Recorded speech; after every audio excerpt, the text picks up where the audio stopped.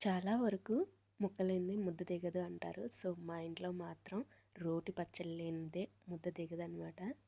Daily ఏదో ఒక రోటి పచ్చడి ఉండాలి. సో, ఈరోజు మీకు నేను దోసకాయ రోటి పచ్చడి ఎలా చేసుకోవాలో నా స్టైల్‌లో ఎలా చేస్తానో ఈ వీడియోలో చూసేయండి. మా ఆంధ్ర సైడు ఈ పచ్చడి లేనిదే పెళ్ళిళ్ళు, భోజనాలు కూడా ఉండవు. పక్కా పెళ్లి భోజనాలలో దోసకాయ పచ్చడి ఉండాల్సిందే. అది ఈ పచ్చడి కంపల్సరీ. ఒక్కొక్కరు ఒక్కోలా చేస్తారు. మా ఆంధ్ర సైడ్ ఎలా చేస్తారో ఈ వీడియోలో చూసేయండి. ఫస్ట్ 3 టేబుల్ స్పూన్లు పల్లీలు బాగా మంచిగా ఫ్రై చేసుకోవాలన్నమాట.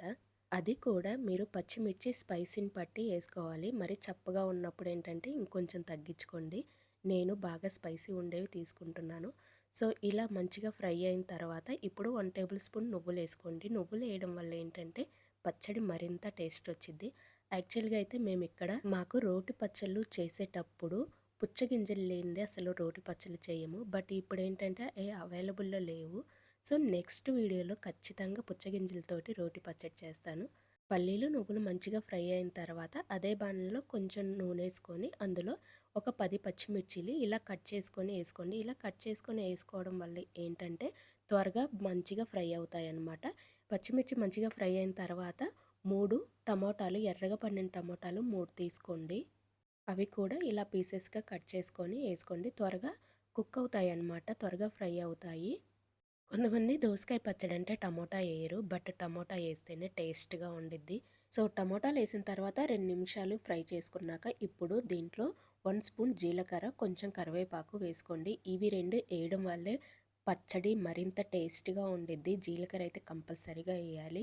సో, ఇవి మంచిగా ఫ్రై అయ్యేలోపు మనము ఒక దోసకాయ తీసుకుందాం. ఇలా ఉండాలనమాట దోసకాయి. మరీ పచ్చిగా ఉండకూడదు, మరీ పండుగా ఉండకూడదు. గట్టిగా ఉండాలి. సో, ఇప్పుడేంటంటే దోసకాయకి తోలు తీసేసుకుందాము నీట్‌గా. కొంతమంది తొక్క తీయకుండానే ఏస్తారు. అలా ఏయడం వల్ల ఏంటంటే మనం తినేటప్పుడు తొక్క అనేది కొంచెం గట్టిగా ఉండిద్ది. సో, అందుకనే తొక్క తీసుకొని మనము దోసకాయ ముక్కల్ని చిన్న చిన్నగా కట్ చేసుకోవాలనమాట. ఒకసారి చెక్ చేసుకోండి దోసకాయ చేదుగా ఉందా లేకపోతే లేదా అని. సో, దోసకాయ చేదు లేదనుకుంటే సరే. లేకపోతే చేదుంది అనుకుంటే గింజలు తీసేసుకొని కట్ చేసుకోండి. ఈలోపు ఏంటంటే టమోటాలు కూడా ఉడికాయి. ఇప్పుడు స్టవ్ ఆఫ్ చేసి పక్కన పెట్టేసుకోండి. ఇప్పుడు దోసకాయ ముక్కలు ఇలా సన్నగా కట్ చేసుకోవాలి. ఎంత సన్నగా వీలుంటే అంత సన్నగా కట్ చేసుకోండి. ఇప్పుడు ఈ కట్ చేసుకున్న ముక్కలను పక్కన పెట్టేసుకోండి. ఇప్పుడు రోలు శుభ్రం చేసుకొని మనం ఇందాక పల్లీలు ఫ్రై చేసుకున్నాం కదా! అవి రోట్లో ఏసుకొని ఒకసారి ఇలా 2 టైమ్స్ ఇలా దంచిన తర్వాత పల్లి మీద ఉన్న పొట్టు ఇలా ఊపితే ఈజీగా రిమూవ్ అయిద్దనమాట. సో, ఊరక జస్ట్ రోకలి బండతో అలా 2 పోట్లేస్తే సరిపోయిద్దనమాట. ఈజీగా రిమూవ్ అయిద్ది. ఇప్పుడు మెత్తగా ఇలా దంచుకోవాలి. ఇలా దంచుకున్న తర్వాత పచ్చిమిర్చి ఏసుకొని మరీ గంధం అలా దంచకండి. అలా దంచితే బాగోదు. చాలామంది గంధంలాగా దంచుతారు. అలా దంచకూడదు. ఇలా దంచుకున్న తర్వాత ఇప్పుడేంటంటే ఇక్కడ చాలామంది చింతపండేస్తారు. చింతపండు అసలేయకూడదు. ఇలా కొంచెం చింతొక్కు ఏసుకోవాలి. ఇప్పుడు రుచికి సాల్ట్ ఏసుకోవాలి. ఇక్కడ నాకు 1 టేబుల్ స్పూన్ సాల్ట్ పడింది. అంటే నేను ఇక్కడ కల్లుప్పేస్తున్నాను. కల్లుప్పేస్తేనే టేస్ట్ ఉండిద్ది.